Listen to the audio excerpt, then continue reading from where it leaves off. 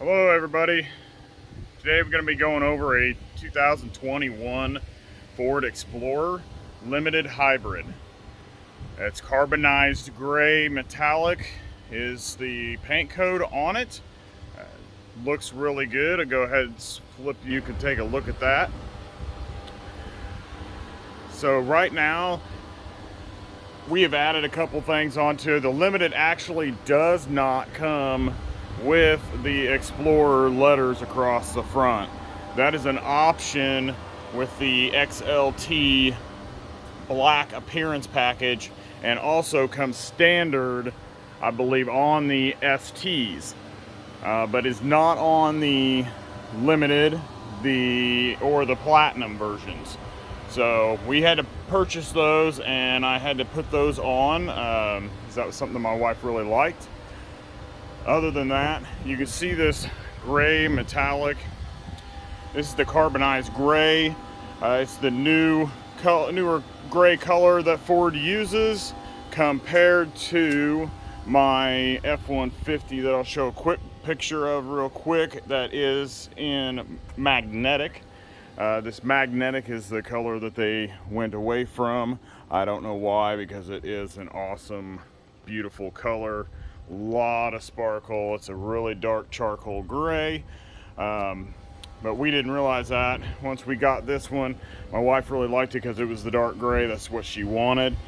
This one does come with the 20-inch chrome wheels. The ST, I believe, comes with 21-inch black wheels. That is something we might change to. You might have just heard that little noise right there while we were talking at the beginning.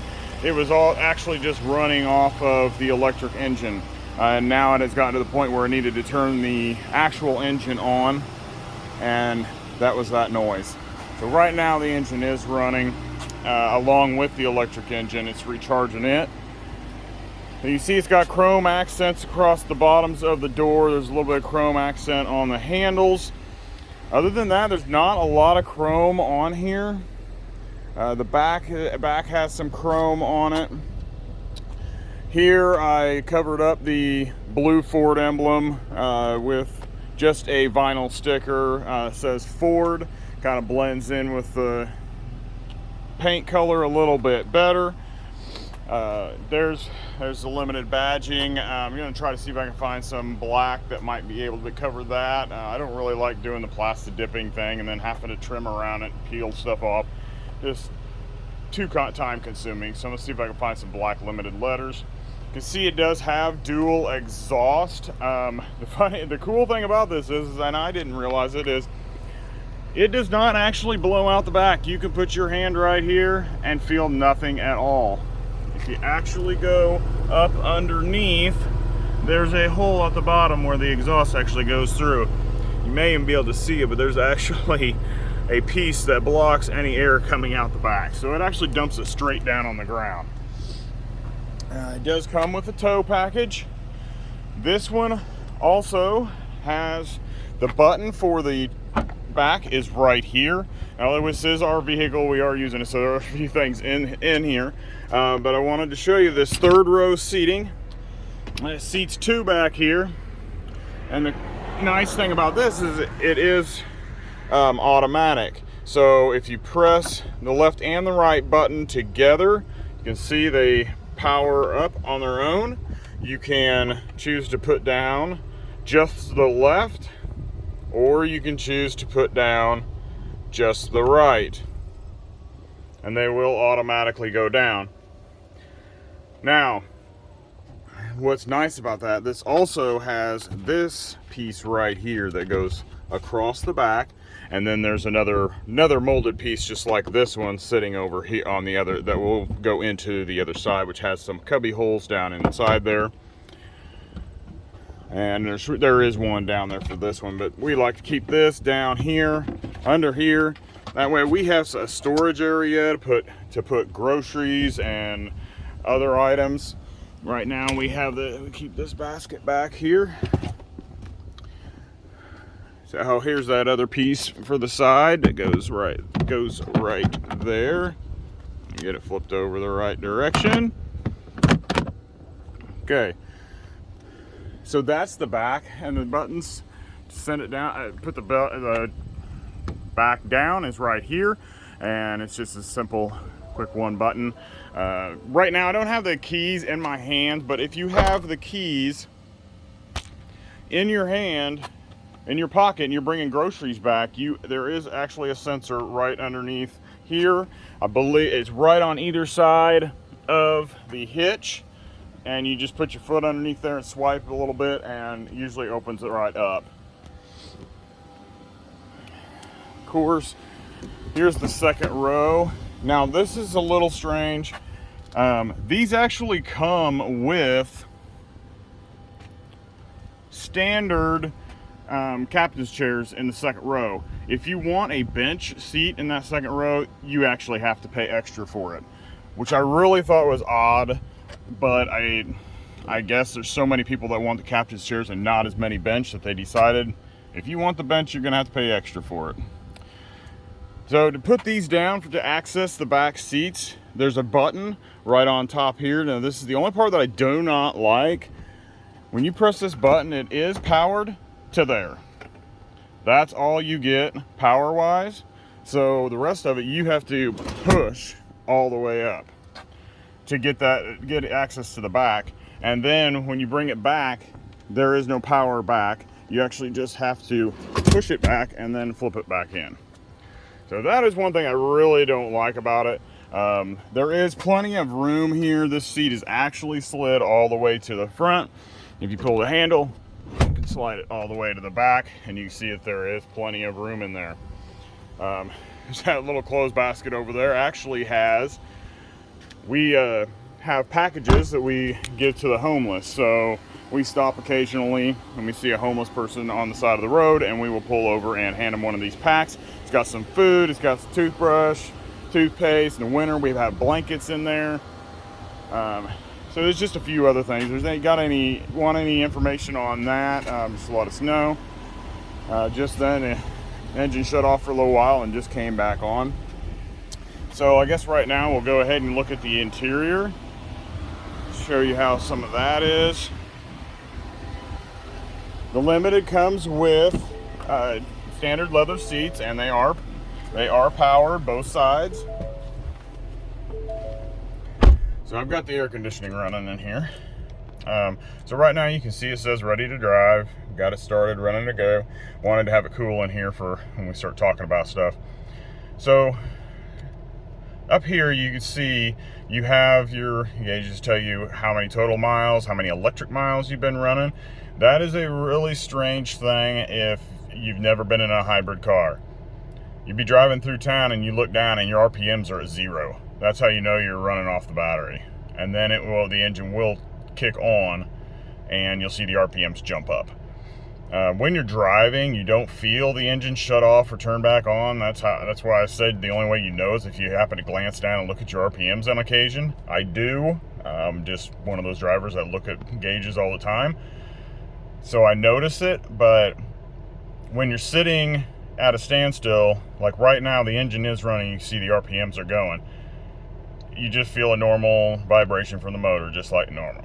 But when it's off, it's dead silent. You can't hear anything inside the car, so you get used to hearing nothing, and then all of a sudden when the engine starts up, it gives a little shake to the car and the engine starts up, and it kind of startles you if you're not ready for it or not used to it. So on your gauges, you've got, this is the trip meter. Of course, it keeps track of how many hours the engine have been running, miles per gallon, the total miles you've went, and the electric miles. On the next gauge, this is your fuel economy.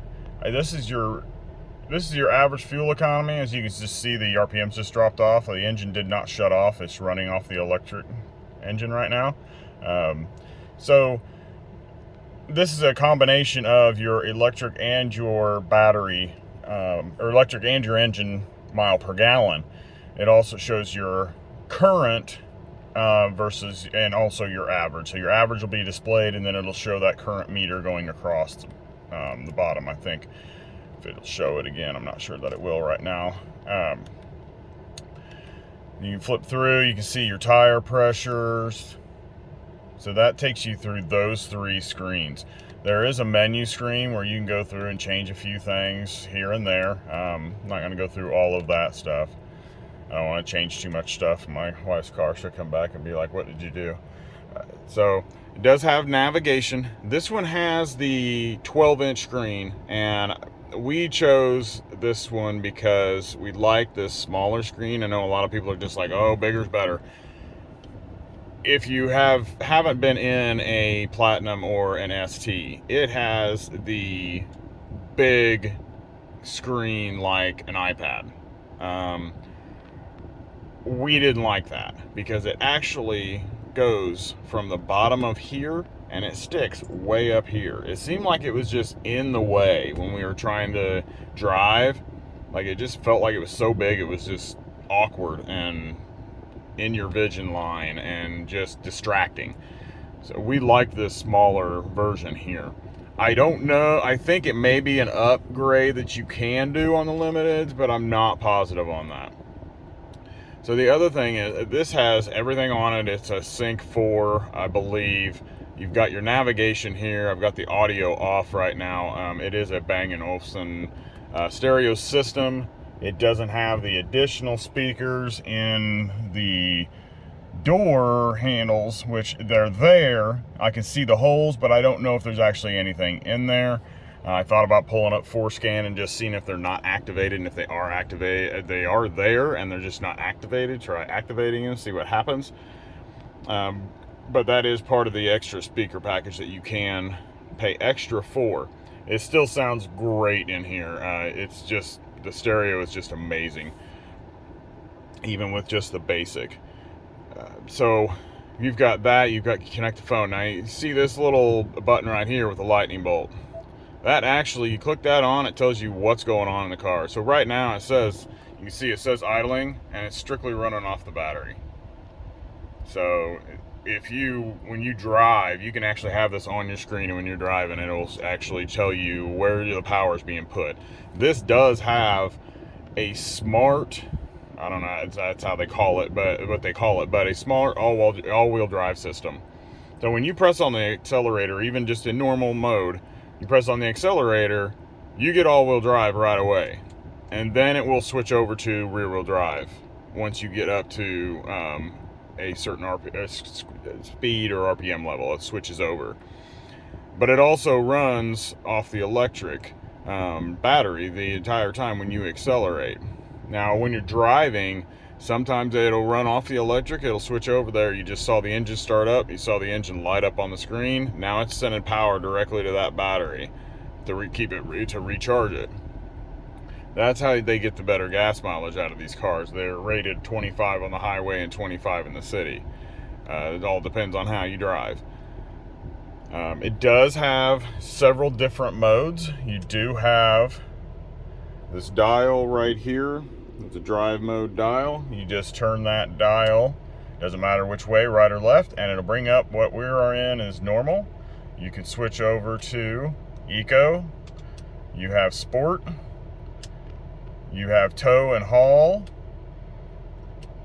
And I believe there's there's Slippery, there's Trail, and there's Deep Snow and Sand. So this has a lot of drive modes in it for whatever you may be getting into or decide that you may need.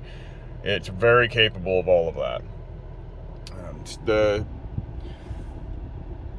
air conditioning and everything is great in here. These kind of these dials here. It's not all up on the screen, but at the bigger screen that you can get, it does have that stuff on the screen. Now, one thing you can do is once you press a button down here, it does bring it up on the screen. So you can see your fan speed, you can see your temperature that you're setting without having to look down here. You can actually keep your eyes up a little bit higher. All of those buttons are like that. You press see where you want the heat and the cold sent, or however you want it done. Excellent car there. The engine just shut off because the battery's got enough power to run on its own for a while. So it's really nice. The leather seats are very, very comfortable. It does have a dial shifter. I'm not sure, some people like that, some people don't. But I'm getting used to it. My truck is one of the low-end trucks, basic trucks, so I still have I still have the column shifter. So this dial's getting a little hard to get used to. Other than that, you can see it's pretty nice. It does have the panoramic sunroof. I forgot about that, so we will open that up. You can see it. The first time you push it, it goes back halfway, opens up the sunroof. If you push the button again, it will extend the rest of the way back. So it's pretty nice. My wife really likes it. We don't open the sunroof very often, and that's how far it'll go back. But we do leave the top part open occasionally to get some more light in here, because we do like it being nice and bright. It just seems more open. You can see that there are vents for the rear passengers. And right down here, if I can get this turned around, right down here, there's the dials for the rear passengers so they can control their own heat and air. Really like the stitching on the seats. They've got some white double stitching all the way around. Like I said, they're very comfortable. They are heated and cooled. The other thing that this car does have, it has the adaptive cruise control is here. You can set it right here, go up and down by your speed. The other thing it has is you can decide how far how close you want the car in front of you to be. You can adjust that. And then the other thing is this little button right here is your lane centering. You can see you have to have the adaptive cruise on for the lane centering, but this one doesn't drive. It isn't a like self-drive. You still have to have your hands on the wheel, and what it does is it keeps you between the lines on the road. So as long as there's lines on the road, it will stay in the middle. It will kind of bounce just a little bit back and forth just to keep you in there, but you're supposed to have your hands on the wheel, so you should be able to stabilize that more than anything. It's not going to fight against you, so if you actually turn the wheel and force it, it will let you force it in, but if you let off the resistance, it'll pull itself back. One thing that we didn't know, and we found out very quickly, was we were just testing it out on a test drive, if you don't have your hands on the wheel and you're going around a corner or you're going down the road with the lane centering on, it will take you around the corner and be just fine.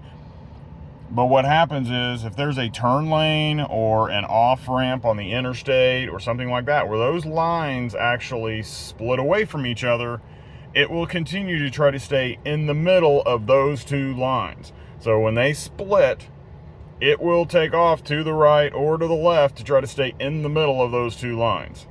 So be prepared for that. So make sure you've got, that's the reason why you need to have your hands on the wheel.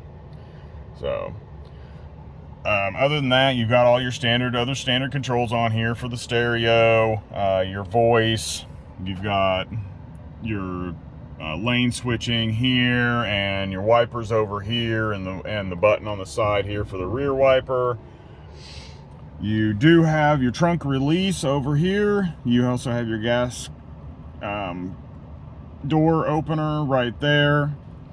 You got your headlights. They do have automatic headlights that you can adjust, you can set.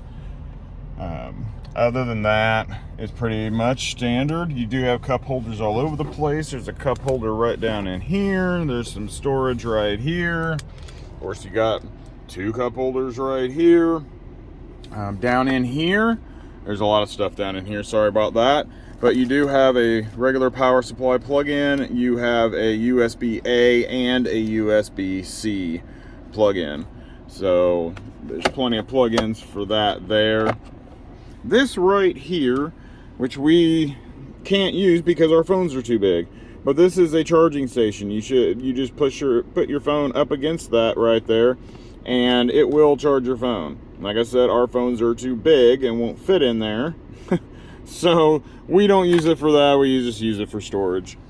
There's also, this is the center console. Sorry about the blanket, my wife gets cold in the car when we take trips. So that's the center console. There's two cup holders there, a storage area right there. These two side pieces, I guess you could put your cell phones or set them down in there. And then when I showed you the back part, there is also two power supplies back here. So you've got one here, if I can get it to open. So you got a regular plug in there, and then on this side you've got a USB and a USB-C. So plenty of plug-ins there.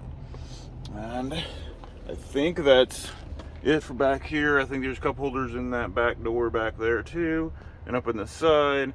It's pretty crazy. There's a lot of cup holders. Ford's been doing a really good job of filling up the cup holders. So I'm not sure if I'm gonna press on the accelerator to see what happens. I've never done this when we've just been sitting here idling on the battery. See if it kicks the engine in for you. Yep, it immediately kicks the engine in. And I let off, and you can see it just drops back down and shuts off. You can see it on the screen. And let off, goes back down, shuts off. Goes back to the battery. So it's pretty crazy. That's all I have for this. This also has auto memory. You've got 2 or 3 settings on there, so slide you in and out, back and forth. I guess I'll go over the engine real quick for you. I guess I can go ahead and turn that back on.